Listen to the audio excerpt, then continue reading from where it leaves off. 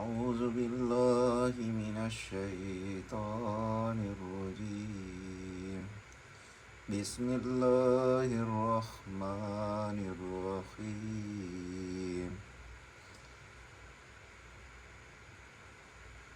شروع کرتا ہوں اللہ کے نام سے جو بڑا مہربان اور نہایت رحم والا ہے۔ الف لام میم، الف لام میم، ذالک الکتاب لا ریب فیہ ھدی للمتقین۔ یہ کتاب یعنی قرآن مجید، اس میں کچھ شک نہیں کہ اللہ کا کلام ہے، پرہیزگاروں کے لیے رہنما ہے۔ الذین یؤمنون بالغیب ویقیمون الصلاة ومما رزقناہم ينفقون، جو غیب پر ایمان لاتے اور آداب کے ساتھ نماز پڑھتے ہیں اور جو کچھ ہم نے انہیں عطا فرمایا ہے اس میں سے خرچ کرتے ہیں۔ والذین یؤمنون بما انزل الیک وما انزل من قبلک وبالآخرۃ هم یوقنون، اور جو کتاب اے پیغمبر تم پر نازل ہوئی اور جو کتابیں تم سے پہلے پیغمبروں پر نازل ہوئیں، سب پر ایمان لاتے اور آخرت کا یقین رکھتے ہیں۔ اولئک علی ھدی من ربہم واولئک ھم المفلحون، یہی لوگ اپنے پروردگار کی طرف سے آئی ہوئی ہدایت پر ہیں اور یہی لوگ کامیاب ہیں۔ جیسا کہ آپ جو لوگ سبسکرائب کیے ہوئے ہیں میرے چینل کو، انہیں یہ معلوم ہوگا کہ میں اپنے اس چینل پر درس قرآن کرتا ہوں، جس میں کہ الحمدللہ کلام پاک کے عربی عبارت اور ترجمہ کے ساتھ پیش کرتا ہوں، اور کئی ساری تفسیر کی کتابوں کی بھی مدد لیتا ہوں اس تفسیر کو اور اس کلام پاک کی آیتوں کو سمجھنے اور سمجھانے کے لیے۔ یہاں پر میں نے جو پہلی 5 آیت پڑھی ہے، الف لام میم ذالک الکتاب لا ریب فیہ ھدی للمتقین الذین یؤمنون بالغیب ویقیمون الصلاة ومما رزقناہم ینفقون، والذین یؤمنون بما انزل الیک وما انزل من قبلک وبالآخرۃ ھم یوقنون، اولئک علی ھدی من ربہم واولئک ھم المفلحون۔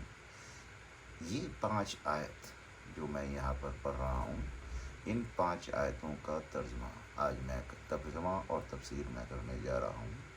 تو یہاں پر اتنی خوبصورت 5 آیتیں ہیں، جہاں پہ آپ دیکھ سکتے ہیں پہلا جو آیت ہے جس میں الف لام اور میم، یہ صرف حرف ہیں جن کے معنی ہمیں علم نہیں ہے اور نہ ہی کہیں قرآن اور حدیث سے اس کا علم ثابت ہے، یہ صرف اللہ ہی کو علم ہے۔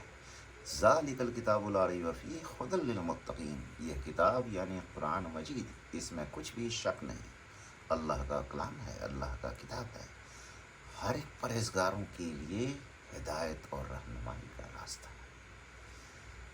الذین یؤمنون بالغیب ویقیمون الصلاة ومما رزقناہم ینفقون، جو کہ غیب پر ایمان لاتے اور آداب کے ساتھ نماز پڑھتے اور جو کچھ ہم نے ان کو عطا فرمایا ہے اس سے خرچ کرتے۔ اب اس تیسری آیت کا اگر آپ مفہوم کو سمجھیں تو اللہ تعالیٰ توحید کی ایک خوبصورت عبارت پیش کر رہا ہے۔ اگر آپ توحید کو سمجھنا چاہیں تو اللہ تعالیٰ کہہ رہا غیب پر ایمان لانا اور نماز کو ادا کرنا اور جو اللہ نے رزق دیا اس میں سے خرچ کرنا۔ پھر آپ آئیے والذین یؤمنون بما انزل الیک وما انزل من قبلک وبالآخرۃ ھم یوقنون، اور جو کتاب ہم اے پیغمبر ہم نے تم پر نازل کی، اور جو کتاب ہم نے باقی پیغمبروں پر بھی نازل کیا۔ یہ مسلمان وہ لوگ ہیں، یہ ایمان والے، ان سب پہ ایمان رکھتے ہیں۔ اس کو ایسے آپ سمجھیں کہ یہ جو مسلمان کا جو عقیدہ ہے، توحید ہے، وہ یہ ہے کہ غیب کی باتوں پر یقین رکھنا۔ یہ ایمان کا پہلا تقاضا میں سے ایک ہے کہ غیب کی باتوں پر یقین رکھنا، اور وہ کتاب پر بھی یقین رکھنا جو اللہ نے محمد رسول اللہ صلی اللہ علیہ وسلم پر نازل کیا، مطلب کلام پاک پہ، اور ان کتابوں پر بھی ایمان رکھنا جو کہ پہلے کے انبیاء اور نبیوں پر اللہ نے نازل فرمایا ہے۔ اب پھر آئیے اللہ تعالیٰ کیا کہتا ہے ایسے لوگ، اور ساتھ میں نماز بھی ادا کرنا اور زکوٰۃ بھی ادا کرنا، یہی تو توحید ہے۔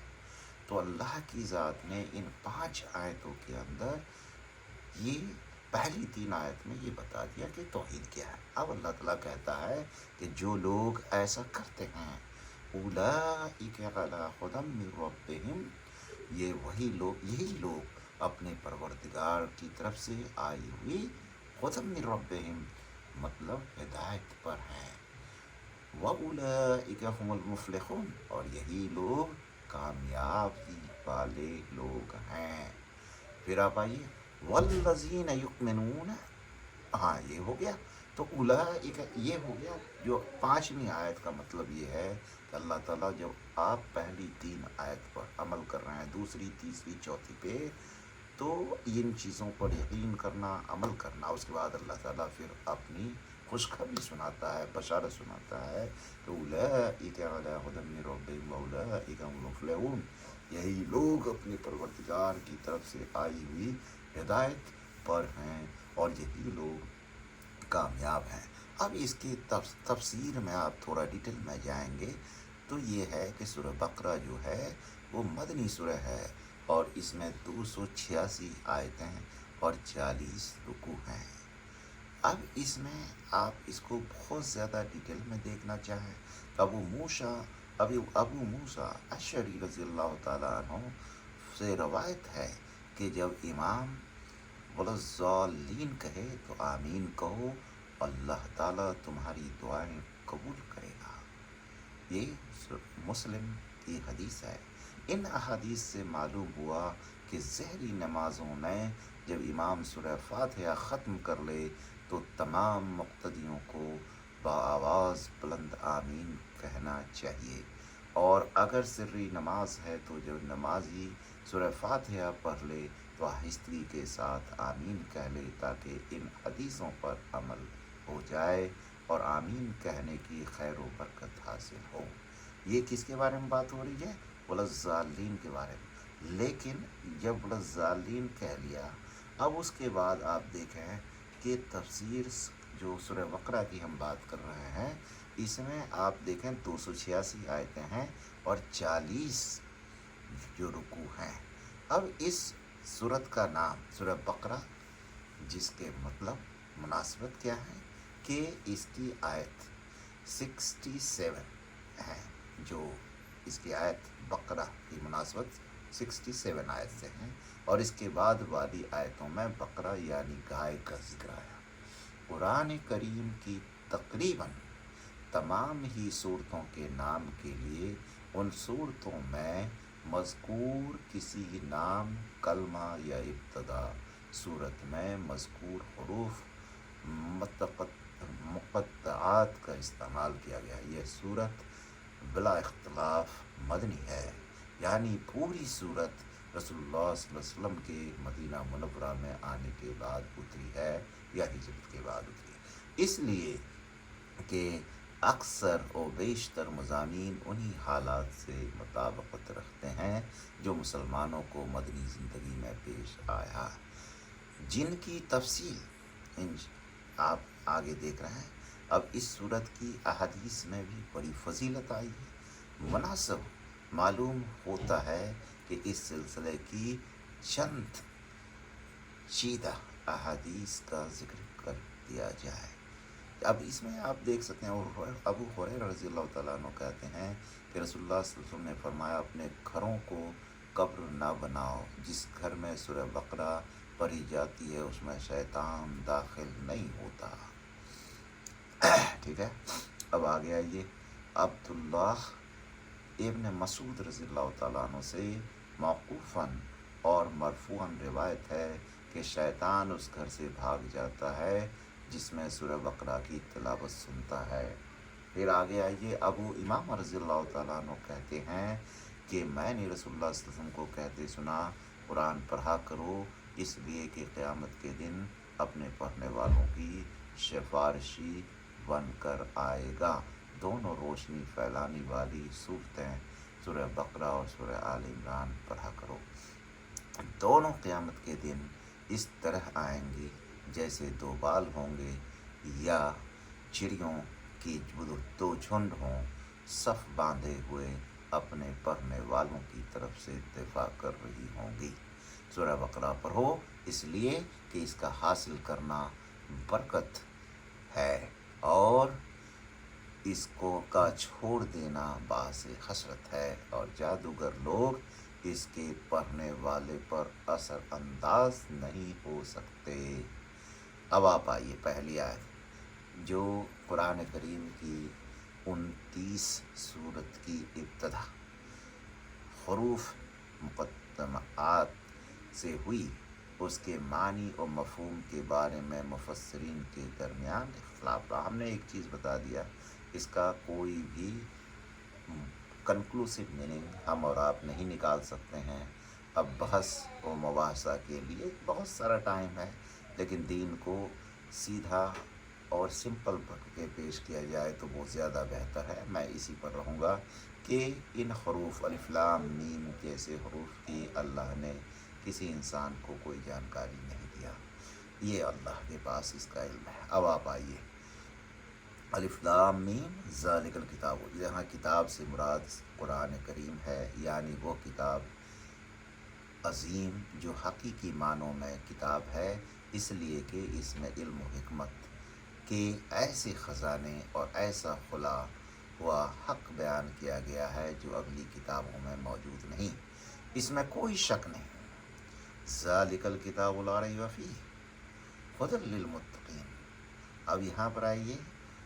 اس میں کوئی شک نہیں, شک و شبہ کی کوئی گنجائش نہیں. ذالک الکتاب لا ریب فیہ, ٹھیک ہے, کہ یہ اللہ کی طرف سے اتاری گئی ہے کیونکہ عرب و بلاغت کی انتہائی بلندی پر پہنچنے کے باوجود قرآن جیسی ایک چھوٹی سی صورت لانے سے عاجز رہے تو کوئی عقل مند آدمی اس کے اللہ کی کتاب ہونے میں شک و شبہات نہیں کرے گا. اب ابن عباس رضی اللہ تعالیٰ عنہما کہتے ہیں متقی ان لوگوں کو کہتے ہیں. تو یہاں پر ہوگی ذالک الکتاب لا ریب فیہ ھدی للمتقین. اب متقی ان لوگوں کو کہتے ہیں جو راہ ہدایت پر چلنے کی صورت میں اللہ کے عقاب سے ڈرتے ہیں اور دین اسلام کی تصدیق اور اس پر چلنے کی صورت میں اللہ کی رحمت کی امید رکھتے ہیں. ابو ہریرہ رضی اللہ تعالیٰ عنہ سے کسی نے تقویٰ کا معنی پوچھا تو کہا کہ کبھی خاردار راستہ پر چلے ہو. اس نے کہا ہاں. تو انہوں نے پوچھا کہ کیا, کہ تم نے کس طرح سے راستہ طے کیا؟ تو اس نے کہا جب کانٹا دیکھتا تو اس سے الگ ہو جاتا. تو انہوں نے کہا یہی تقویٰ ہے. اب آپ آئیے 5ویں آیت جو الذین یؤمنون بالغیب ویقیمون الصلاۃ ومما رزقناہم ینفقون. یہ تو ہو گیا, ہم نے پڑھ لیا ذالک الکتاب لا ریب فیہ ھدی للمتقین الذین یؤمنون بالغیب ویقیمون الصلاۃ ومما رزقناہم ینفقون. اب اس میں جو ھدی للمتقین ہم نے جو ان چیزوں کو یہاں پر آپ دیکھیں کیا ہے کہ یہ ہو گیا ان اولئک علی ھدی من ربہم واولئک ھم المفلحون.